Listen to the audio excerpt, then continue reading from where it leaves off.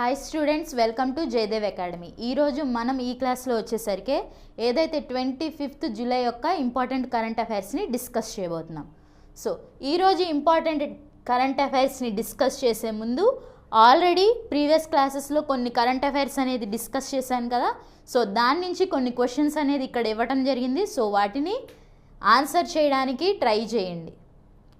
మరి first question ఏంటి, ఏమి ఇచ్చారు చూస్తే కనుక, ఆంధ్రప్రదేశ్లో ఏ జాతీయ రహదారి నేషనల్ హైవే విస్తరణ మరియు అభివృద్ధి అంటే డెవలప్మెంట్ కోసం రీసెంట్గా మన కేంద్ర ప్రభుత్వం ఇటీవల 679.71 కోట్లు అనేది ఇవ్వటం జరిగింది. నెంబర్ ఇంపార్టెంట్, సో అందుకే పక్కన మళ్ళీ హైలైట్ చేయడం జరిగింది. సో 679.71 కోట్లతో మంజూరు చేసిందనమాట. అయితే ఏ నేషనల్ హైవే కోసం రీసెంట్గా కేంద్ర ప్రభుత్వం అనేది ఇది ఇచ్చింది, ఈ అమౌంట్ అనేది మంజూరు చేసింది అని చెప్పి మిమ్మల్ని ఇక్కడ క్వశ్చన్ అడుగుతున్నారు. నేషనల్ హైవే 16ఆ, నేషనల్ హైవే 42ఆ, నేషనల్ హైవే 44ఆ, నేషనల్ హైవే 65ఆ? సో ఆన్సర్ వచ్చేసరికి ఏంటి, నేషనల్ హైవే 42. నేషనల్ హైవే 42 కోసం రీసెంట్గా కేంద్ర ప్రభుత్వం అనేది 679 కోట్లు అనేది మంజూరు చేయడం జరిగిందనమాట మన ఆంధ్రప్రదేశ్కి సంబంధించిన. నెక్స్ట్ క్వశ్చన్, భారత జాతీయ రహదారుల సంస్థ అంటే national highway authority of India ఎప్పుడు స్థాపించారు అని చెప్పి మిమ్మల్ని ఇక్కడ క్వశ్చన్ అడుగుతున్నారనమాట. సో దీని హెడ్ క్వార్టర్స్ ఎక్కడ ఉన్నాయనంటే న్యూఢిల్లీలో ఉన్నాయి. So national highway authority of India యొక్క పోర్టల్ పేరేంటి అంటే రాజ్మార్గ్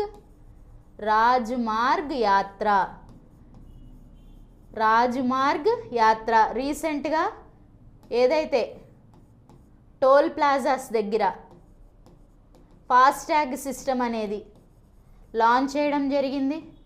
అట్లాగే ఈ ఫాస్టాగ్ సిస్టమ్ని కూడా ఏం చేశారు, రీసెంట్గా ఇంప్లిమెంట్ చేయడం జరిగింది. సో దీని ప్రతి సంవత్సరం అంటే ఒక సబ్స్క్రిప్షన్ యొక్క ఏదైతే ఒక వెహికల్ ఉంటుందో ఆ వెహికల్కి ఈ సబ్స్క్రిప్షన్ అనేది 3075 రూపాయలు ఉంటుంది. సో ఈ సబ్స్క్రిప్షన్ అనేది ఎప్పటి వరకు వ్యాలిడ్గా ఉంటుంది అని అంటే 1 year ఆర్ ఎన్ని trips, 200 trips, which ever is earlier. So ఇదంతా మనం ఒకసారి రివైజ్ చేసుకుందాం. సో మనల్ని ఇక్కడ క్వశ్చన్ ఏం అడుగుతున్నారంటే national highway authority of India భారత జాతీయ రహదారుల సంస్థ ఏ సంవత్సరంలో ఏర్పాటు చేశారు అని చెప్పి మిమ్మల్ని ఇక్కడ క్వశ్చన్ అడుగుతున్నారు. సో ఆన్సర్ వచ్చేసరికి ఏంటి, 1995లో national highway authority of India అనేది లాంచ్ చేయడం జరిగింది. ఇది దేని కింద పనిచేస్తుందంటే ministry of roads and transport. Present ministry of roads and transport ఎవరి దగ్గర ఉంది అని అంటే నితిన్ గడ్కరీ గారి దగ్గర ఉంది అనమాట. నితిన్ గడ్కరీ. రీసెంట్గా న్యూస్ చూస్తే కనుక ఇంతకే కొన్ని అవర్స్ బ్యాక్ ఏం జరిగింది అని అంటే ధర్మేంద్ర ప్రధాన్ గారు ఏదైతే సిజేపి జంతర్ మంతర్లో ఏవైతే దాడులు అనేవి చేయడం జరగడం, అయితే వీళ్ళ మీద ఈ సిజేపి ఎవరైతే నీట్ పేపర్ లీక్ అయిందని చెప్పి రీసెంట్గా న్యూస్ అనేది మనం చూస్తూ ఉన్నాం. సో ఈ న్యూస్ కింద వీళ్ళు ఏమని చెప్పారు అని అంటే ఎవరైతే ప్రజెంట్ మినిస్టర్ ఆఫ్ ఎడ్యుకేషన్ ఎవరున్నారు, ధర్మేంద్ర ప్రధాన్ గారు రిజైన్ చేయాలి అని చెప్పి అనౌన్స్ చేయడం జరిగింది. సో దాన్ని బట్టి రీసెంట్గా ధర్మేంద్ర ప్రధాన్ గారు రిజిగ్నేషన్ కూడా ఇచ్చారనమాట. ధర్మేంద్ర ప్రధాన్ గారు మన మినిస్ట్రీ ఆఫ్ ఎడ్యుకేషన్ అనమాట, రిజైన్డ్. So resigned.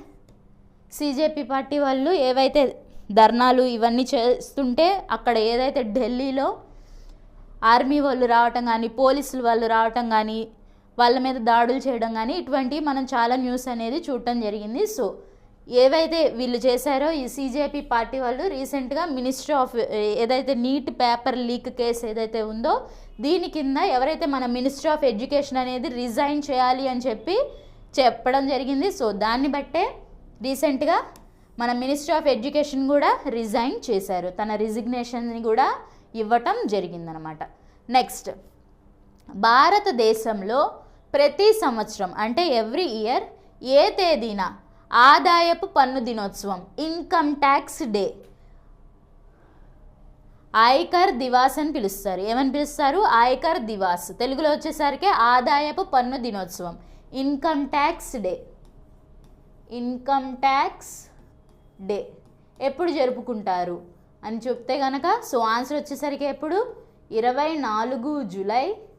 మొట్టమొదటిసారి ట్యాక్స్ పన్ను అనేది ఎప్పుడు పడింది మన భారతదేశంలో? బ్రిటిషర్స్ ఉన్నప్పుడు, బ్రిటిష్ కాలంలో 1860లో ఈ ఇన్కమ్ ట్యాక్స్ అనేది ఫస్ట్ టైం ఈ పన్ను అనేది విధించడం జరిగిందనమాట. మరి ఈ పన్ను అనేది మనం ఎప్పటి నుంచి ఈ డే అనేది సెలబ్రేట్ చేసుకుంటున్నామనంటే 2010 నుంచి ఈ డే అనేది మనం సెలబ్రేట్ చేసుకుంటున్నాము. సో ఇంకేంటి అనంటే మరి ప్రజెంట్ ఇన్కమ్ ట్యాక్స్ యాక్ట్ ఏ సంవత్సరం కింద అనంటే ఇన్కమ్ ట్యాక్స్ యాక్ట్ ప్రజెంట్ అమల్లో ఉన్న యాక్ట్ ఏ సంవత్సరం కింద అంటే 1961.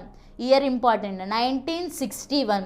అలాగే మన భారతదేశంలో ఇన్కమ్ ట్యాక్స్ అనేది మొత్తం రాష్ట్రాలకి లేకపోతే యూనియన్ టెరిటరీస్కి అమలు అవుతుందా? లేదు. ఒక స్టేట్కి మాత్రం ఇప్పటికీ ఇన్కమ్ ట్యాక్స్ అనేది మన భారతదేశంలో అమలు కావట్లేదు. ఆ స్టేట్ ఏంటి అని అంటే సిక్కిం. ఆ స్టేట్ ఏంటి? సిక్కిం అనమాట. సో సిక్కింలో ఇన్కమ్ ట్యాక్స్ పడదు, కానీ ఆ స్టేట్కి సంబంధించిన వేరే రూల్స్ ప్రకారంగా వాళ్ళు పన్నులు అనేది విధించడం జరుగుతుందన్నమాట. సో ఇవన్నీ ఒకసారి రివైజ్ చేసాము. సో ఆన్సర్ వచ్చేసరికి ఏంటి? ఇన్కమ్ ట్యాక్స్ డే, ఆదాయపు పన్ను దినోత్సవం ఎప్పుడు జరుగుతుంది అనంటే జూలై 24వ తారీఖు. నెక్స్ట్, జూలై 24, 1860న భారతదేశంలో మొట్టమొదటిసారి ఆదాయపు పన్ను అనేది ఎవరు ప్రవేశపెట్టారు? అప్పుడు ఫైనాన్స్ మినిస్ట్రీ ఎవరైతే ఉన్నారో బ్రిటిష్ ఎరా కాలంలో, సో వాళ్ళు ఈ పన్ను అనేది విధించడం జరిగింది. సో ఎవరు దీన్ని విధించారు అని చెప్పి మిమ్మల్ని ఇక్కడ క్వశ్చన్ అడుగుతున్నారు. లార్డ్ కానింగా, సర్ జేమ్స్ విల్సనా, వారెన్ హ్యాస్టింగ్సా, సర్ జాన్ షోరా? సో ఆన్సర్ వచ్చేసరికి ఏంటి? సర్ జేమ్స్ విల్సన్ గారు 1860లో మొట్టమొదటిసారి ఈ పన్ను అనేది భారతీయుల మీద విధించడం జరిగింది. అప్పట్లో ఫైనాన్స్ మినిస్టర్ అనమాట ఆయన. నెక్స్ట్ క్వశ్చన్ ఆల్రెడీ ఇది డిస్కస్ చేసాం ఇందాకే. భారతదేశంలో ఆదాయపు పన్ను అమలులోకి వచ్చి 150 ఏళ్ళు పూర్తయిన ఈ సంవత్సరం ఎన్నో ఎడిషన్ జరుపుకున్నామంటే 167వ ఎడిషన్. ఈ సంవత్సరం ఎన్నో ఎడిషన్? ఇన్కమ్ ట్యాక్స్ డే అంటే ఇన్కమ్ ట్యాక్స్ అనేది అమల్లోకి వచ్చి ఎన్నో ఎడిషన్ అంటే 167వ ఎడిషన్ అనమాట, 2026కి. ఓకే, సందర్భంగా ఆదాయపు పన్ను శాఖ ఏ సంవత్సరం నుండి అధికారికంగా ఈ ఇన్కమ్ ట్యాక్స్ డే వేడుకలను ప్రారంభించింది? సో ఆన్సర్ వచ్చేసరికి ఏంటి? మన భారతదేశంలో ఎప్పటి నుంచి ఇన్కమ్ ట్యాక్స్ డేని సెలబ్రేట్ చేసుకుంటున్నాము అని అంటే 2010 నుంచి. 2010 నుంచి.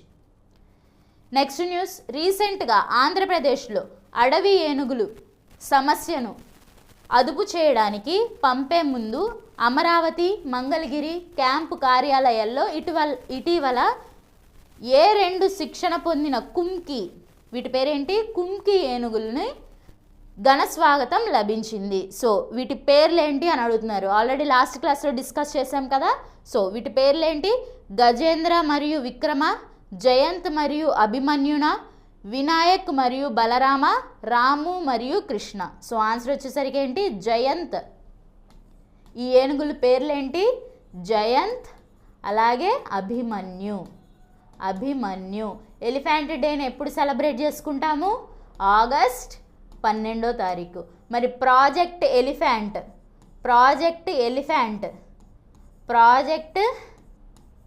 ఎలిఫెంట్ ఏ సంవత్సరంలో లాంచ్ చేశారు అంటే 1992లో. ఏ సంవత్సరంలో? 1992లో ప్రాజెక్ట్ ఎలిఫెంట్ అనేది లాంచ్ చేయడం జరిగిందనమాట. నెక్స్ట్, ఒడిస్సా సరిహద్దులో మానవ ఏనుగుల మధ్య జరుగుతున్న ఘర్షణలకు నివారించడానికి ఈ కుంకి ఏనుగులను ఆంధ్రప్రదేశ్లోని ఏ నిర్దిష్ట జిల్లాలో మోహరిస్తున్నారు అంటే ఎక్కడికి తీసుకువెళ్తున్నారు? అయితే దేనికి సంబంధించిన? ఒడిస్సా బార్డర్ అనమాట. హ్యూమన్ ఎలిఫెంట్ కాన్ఫ్లిక్ట్ అంటారు. ఇంగ్లీష్లో వచ్చేసరికి హ్యూమన్ ఎలిఫెంట్ కాన్ఫ్లిక్ట్ అంటారు. తెలుగులో వచ్చేసరికి మానవ ఏనుగుల మధ్య జరుగుతున్న ఘర్షణలు అనమాట. వీటిని నివారించడానికి, మిటిగేట్ చేయడానికి ఏం చేశారు, ఈ కుంకి ఎలిఫెంట్స్ని ఎక్కడి నుంచి పంపిస్తున్నారు? సో ఎక్కడి నుంచి అనంటే పార్వతీపురం, మన్యం. ఎక్కడి నుంచి? పార్వతీపురం, మన్యం. నెక్స్ట్, ఆంధ్రప్రదేశ్లో భూ వివాదాలు మరియు మోసపూరిత రిజిస్ట్రేషన్లు నిరోధించడానికి వివాదాస్పద లేదా ప్రభుత్వ భూములను ఏ సెక్షన్ కింద నిషేధిత ఆస్తులు జాబితాలో ఉంచుతారు? సో ఏ సెక్షన్ కింద ఈ ఏవైతే వివాదాలకి సంబంధించిన భూములు ఉన్నాయి కదా, ల్యాండ్స్ అనేవి, సో ఏ సెక్షన్ కింద ఈ భూములు అనేవి వస్తాయనంటే సెక్షన్ 22A. సో దీనికోసం రీసెంట్గా బ్లాక్ చైన్ లాంచ్ చేయడం జరిగింది. మీ భూమి బ్లాక్ చైన్ కూడా లాంచ్ చేయడం జరిగింది. నెక్స్ట్ క్వశ్చన్, ఆంధ్రప్రదేశ్ ప్రభుత్వం ఇటీవల ప్రారంభించిన మీ భూమి బ్లాక్ చైన్ ఏంటి? దీని పేరు మీ భూమి బ్లాక్ చైన్ వ్యవస్థలో డిజిటల్ భూ రికార్డులు భద్రత కోసం ఏ బ్లాక్ చైన్ ఫ్రేమ్వర్క్ను ఉపయోగించారు? సో దీనికోసం ఏ ఫ్రేమ్వర్క్ని యూజ్ చేస్తున్నారు అని చెప్పి మిమ్మల్ని ఇక్కడ క్వశ్చన్ అడుగుతున్నారు అనమాట. సో వచ్చేసరికి ఆన్సర్ వచ్చేసరికి ఏంటి, ఏం యూజ్ చేయబోతున్నారు ఇందులో? ఈ టెక్నిక్లో హైపర్ లెడ్జర్ ఫ్యాబ్రిక్. ఏంటిది? Hyper ledger fabric. Next question, ఆంధ్రప్రదేశ్లోని కర్నూలు జిల్లాలో ఉన్న ఏ బంగారు గనుల ప్రాంతాన్ని రాష్ట్ర ప్రభుత్వం అధికారికంగా స్వర్ణగిరిగా పేరు మార్చింది? రీసెంట్గా ఆంధ్రప్రదేశ్ స్టేట్ గవర్నమెంట్ ఏం చేశారు, ఒక గోల్డ్ మైన్ ఏదైతే ఉందో భారతదేశంలోనే మొట్టమొదటి ప్రైవేట్ రంగానికి సంబంధించిన ఇది గోల్డ్ మైన్ అనమాట. సో ఇది ఏ ప్రాంతానికి స్వర్ణగిరిగా మార్చారు అంటే నేమ్ అనేది చేంజ్ చేశారు కదా స్వర్ణగిరిగా. సో దేని పేరు అనేది మారడం జరిగిందని చెప్పి మిమ్మల్ని ఇక్కడ క్వశ్చన్ అడుగుతున్నారు. సో ఆన్సర్ వచ్చేసరికి ఏంటి, జొన్నగిరి. జొన్నగిరికి రీసెంట్గా పేరు ఏమని మార్చడం జరిగింది, స్వర్ణగిరిగా మార్చడం జరిగింది. మొన్న మేలో 2026లో భారతదేశంలోనే మొట్టమొదటి ప్రైవేట్ సంస్థకి సంబంధించిన గోల్డ్ మైన్ అనేది లాంచ్ చేయడం జరిగింది జొన్నగిరిలో. అది ఇవాల్టి రివిజన్ అండ్ ప్రాక్టీస్ క్వశ్చన్స్ అనమాట. సో ప్రతిరోజు క్లాసెస్ అనేవి మీకు మా యూట్యూబ్ ఛానల్లో అవైలబుల్గా ఉంటాయి. సో కంపల్సరీగా ఎవరైతే ఈ ఏపీ జిల్లా కోడ్స్ నోటిఫికేషన్ త్వరలో రాబోతుందో దీనికి ప్రిపేర్ ఎవరైతే అవుతున్నారో కంపల్సరీగా మా ఛానల్ని లైక్ చేయండి, షేర్ చేయండి, అలాగే సబ్స్క్రైబ్ కూడా చేయండి. మీకు చాలా హెల్ప్ఫుల్గా ఉంటుంది. సో ఖచ్చితంగా జాబ్ వచ్చే అవకాశం ఉంటుందన్నమాట. నెక్స్ట్, ఈరోజు ఆంధ్రప్రదేశ్కి సంబంధించిన మొట్టమొదటి న్యూస్ ఏంటి? రీసెంట్గా మన ఆంధ్రప్రదేశ్ స్టేట్ గవర్నమెంట్ ఒక బ్యాంకుతో ఏం చేసింది, అగ్రిమెంట్ అనేది కుదుర్చుకుంది. ఆ బ్యాంక్ పేరేంటి, పంజాబ్ నేషనల్ బ్యాంక్. ఈ బ్యాంక్ పేరేంటి, పంజాబ్ నేషనల్ బ్యాంక్. దీని హెడ్ క్వార్టర్స్ వచ్చేసరికి ద్వారకాలో ఉన్నాయి.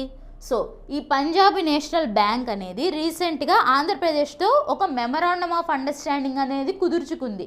ఎందుకు అనంటే ఏదైతే మనకు ఆల్రెడీ తెలుసు కదా, మన భారతదేశంలోనే మన ప్రపంచంలోనే క్వాంటమ్ టెక్నాలజీకి సంబంధించిన ఏదైతే మొట్టమొదటి ప్లాంట్ అనేది ఎక్కడ రాబోతుంది అంటే మన అమరావతిలో రాబోతుంది అనమాట.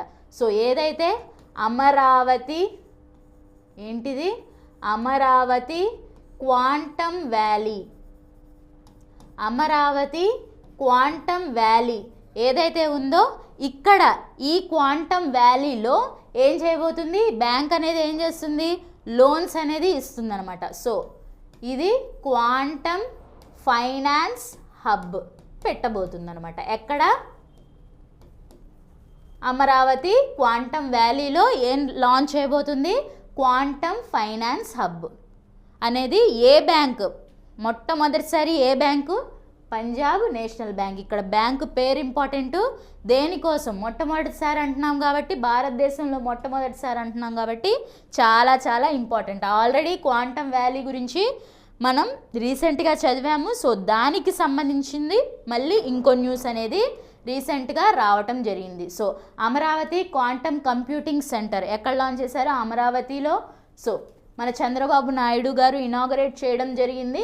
అది కూడా మనం ఒకసారి రివిజన్ చేసుకుందాం. సో భారతదేశంలోనే మొట్టమొదటి క్వాంటమ్ వ్యాలీ ఎక్కడ, మన ఆంధ్రప్రదేశ్లో ఉంది. ఎక్కడ అంటే ఆంధ్రప్రదేశ్లో అమరావతిలో ఉంది. సో ఈ అమరావతిలో ఉన్న ఏదైతే క్వాంటమ్ వ్యాలీ ఉందో దీనికి మొట్టమొదటి మన భారతదేశంలోనే మొట్టమొదటి బ్యాంక్ అనమాట క్వాంటమ్ ఫైనాన్స్ హబ్ అనేది లాంచ్ చేయబోతుంది. బ్యాంకు పేరు గుర్తుంచుకోవాలి. నెక్స్ట్ న్యూస్ వచ్చేసరికి ఆంధ్రప్రదేశ్ యొక్క షోర్ లైన్ మేనేజ్మెంట్ ప్లాన్ అనేది రీసెంట్గా న్యూస్లోకి రావడం జరిగింది.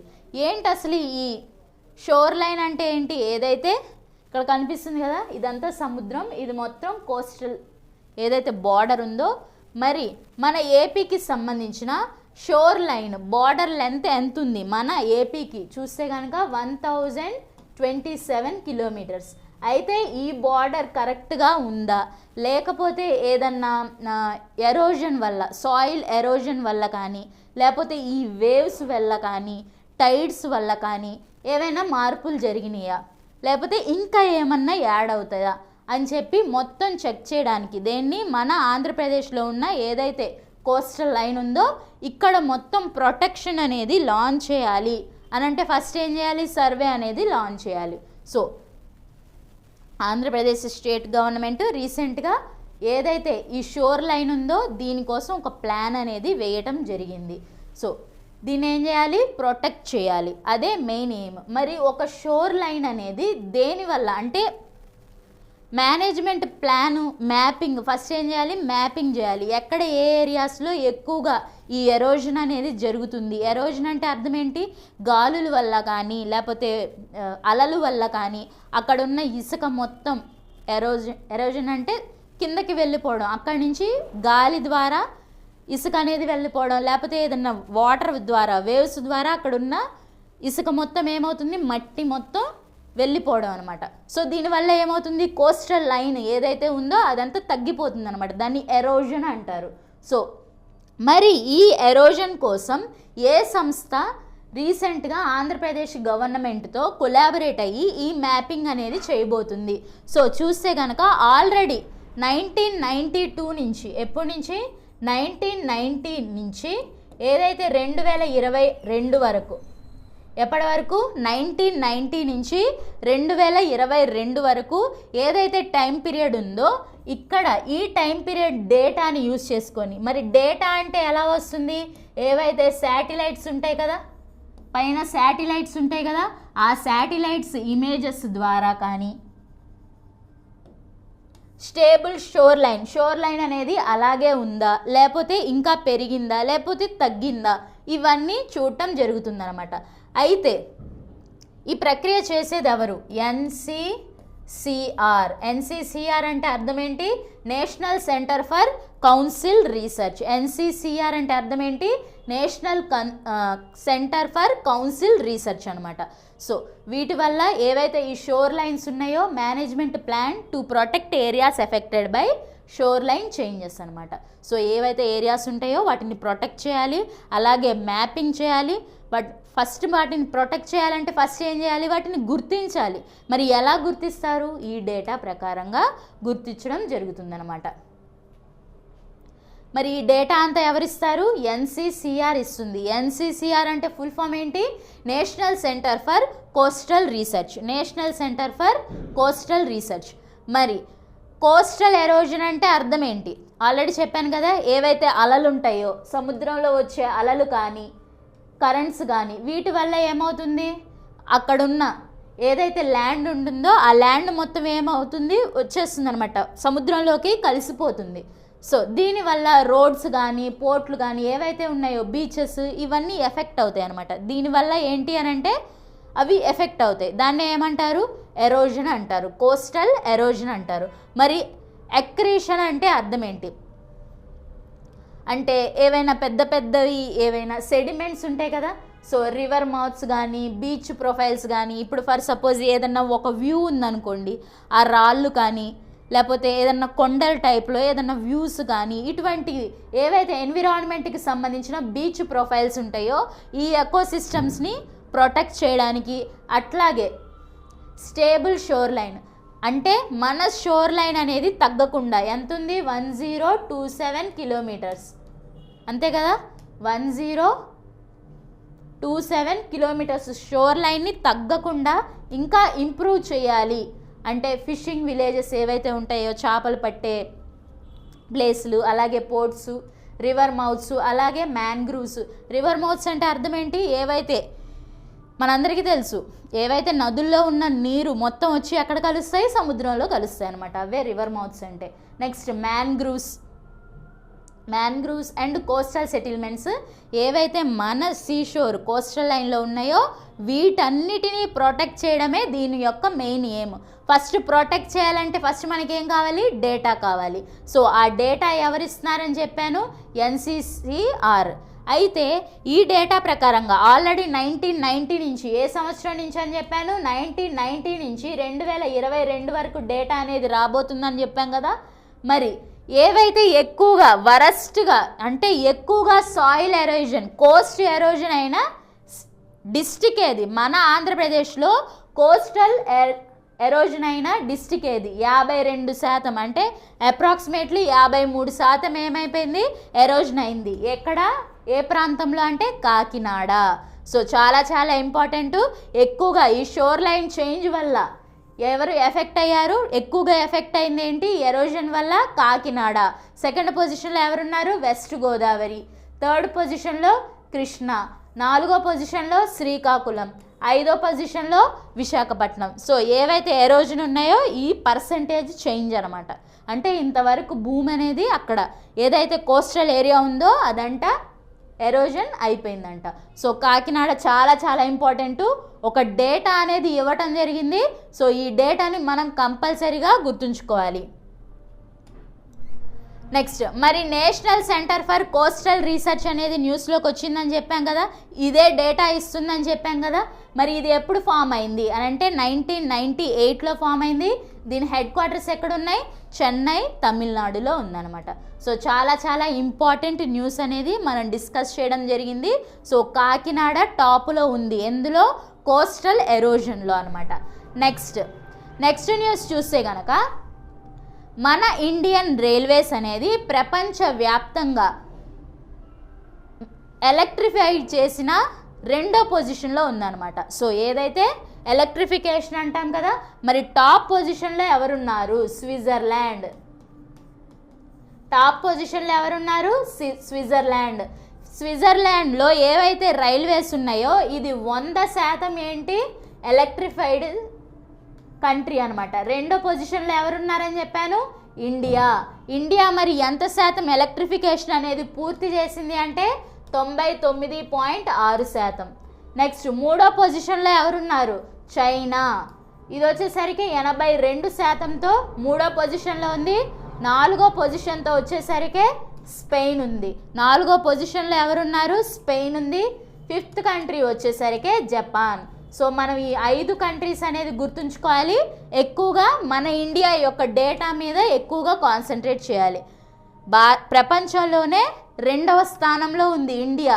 ఎందులో అనంటే ఏదైతే రైల్వే నెట్వర్క్ ఉంటుందో, బ్రాడ్ గాజ్ అంటాం కదా, సో ఆ రైల్వే నెట్వర్క్ మొత్తం ఎలక్ట్రిఫికేషన్ ప్రాసెస్లో ప్రపంచవ్యాప్తంగా 2వ పొజిషన్లో ఉంది. ఫస్ట్ పొజిషన్లో ఎవరున్నారు? స్విట్జర్లాండ్. అయితే ఈ 60 సంవత్సరాల్లో అంటే పాస్ట్ 60 ఇయర్స్లో మొత్తం కిలోమీటర్స్ మొత్తం వచ్చేసరికి ఇంత చేశారు, ఎలక్ట్రిఫికేషన్ చేశారని చెప్పి 15 కిలోమీటర్లు పర్ డే ఎలక్ట్రిఫికేషన్ అనేది స్టార్ట్ అయింది యావరేజ్గా అని న్యూస్లోకి రావటం జరిగింది.